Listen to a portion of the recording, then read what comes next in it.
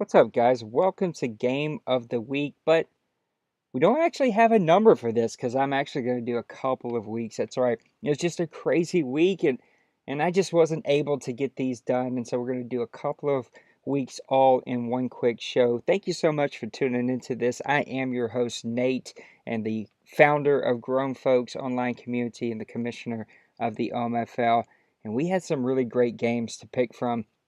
You even just got a sneak peek of the last one that we're going to do. But let's go all the way back to week number 6. We'll do 6, 7, and 8. The New York Giants keep their undefeated streak alive with a 23-20 victory over the Philadelphia Eagles. This was a really, really good game where the New York Giants were able to dominate. They only allowed 201 passing yards, 68 rushing yards. Actually, the Eagles did very well themselves, 167 passing yards, 70 rushing yards. The two is the sacks. They had 2 sacks, where the New York Giants only got the 1 sack. Third down percentage, the Eagles actually played really, really well.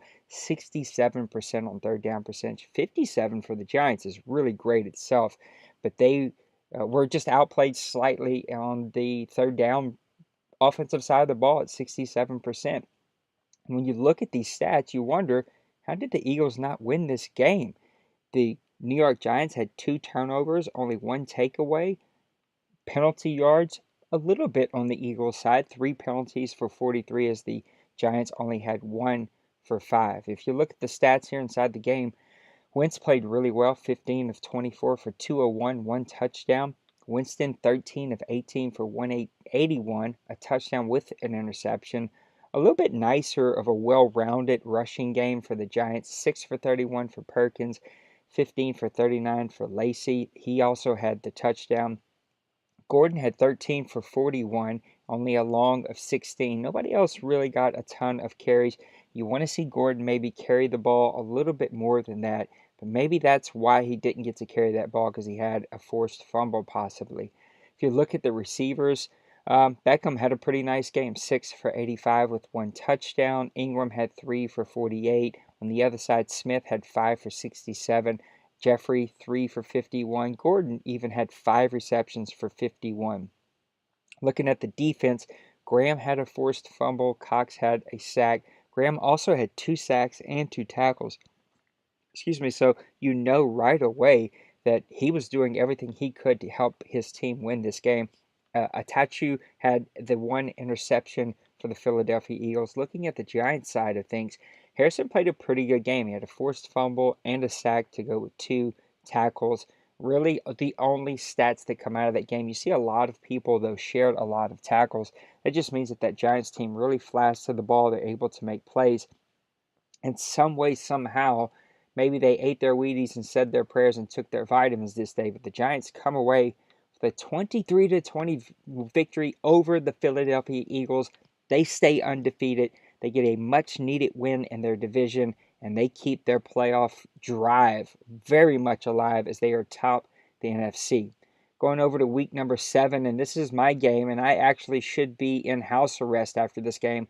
I somehow stole a victory from Old Meathead, 24-23. I actually felt really bad about winning this game. I have no clue how I won it. Let's look at some stats here.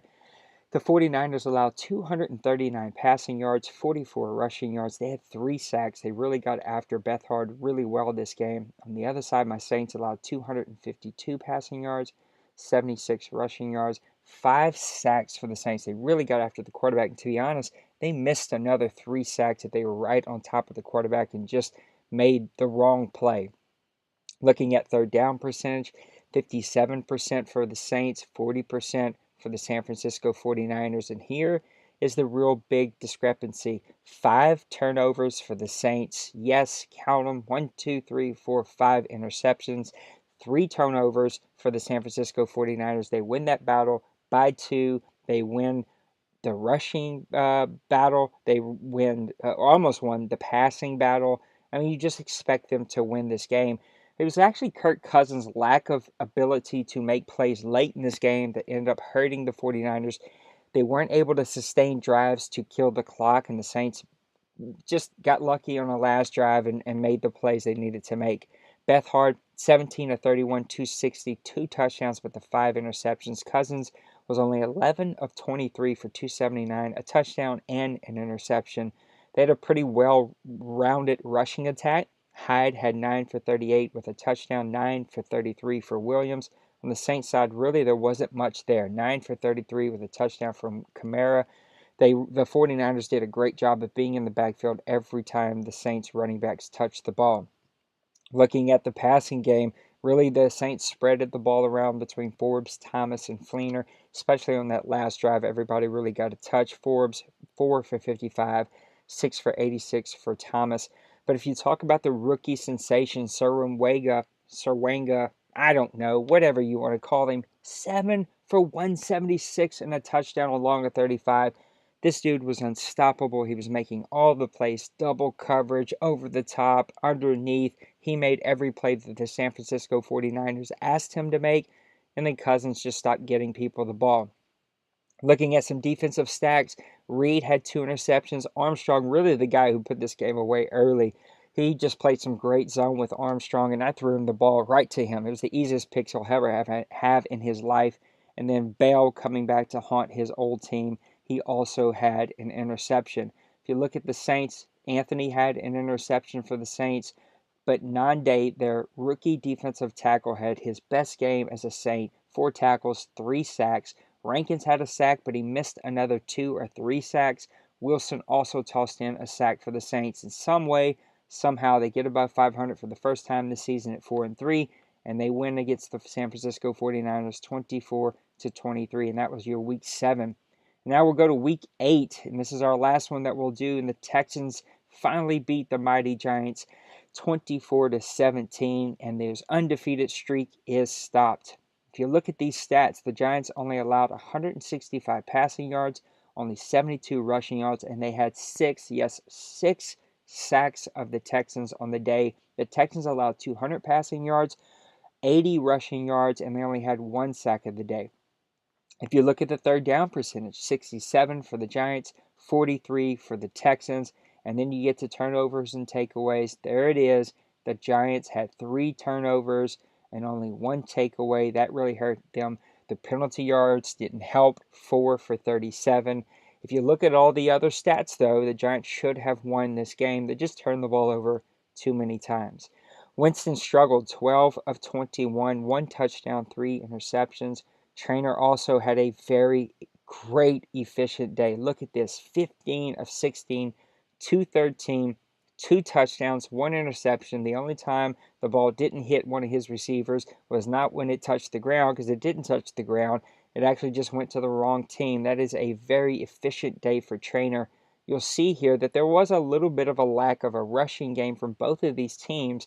And when you get all of these turnovers and you have a lack of a rushing game, then you have to have a super efficient game from your quarterback, and they had just that. Miller, 14 for 59 with a touchdown. Irvin, 3 for 16. On the other side, 6 for 35 for Perkins with a touchdown. 12 for 45 for Lacey. Really struggling to kind of get out of the gate with that rushing attack. Beckham had a great day. 5 receptions, 114 with a touchdown. On the other side of the ball, it really was about Fuller, 4 for 74, a long of 34. But look at this guy, Frederick Witz, 1 for 34 with a touchdown. That's how you make your day efficient. Catch a long bomb, score a touchdown, help your team win.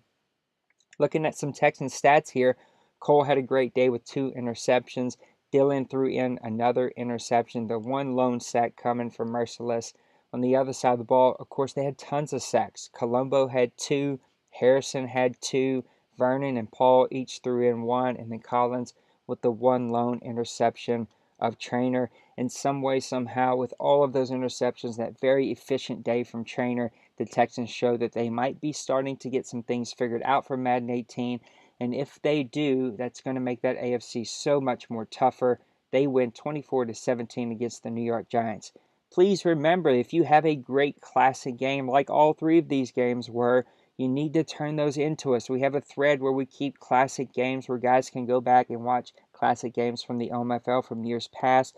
You just need to submit it and give me some details about the game so that we can post it. It's just a really great, neat perk that we do here, and we'd love to hear more about your games. Thank you guys for being patient with me. Thanks for tuning in to our show.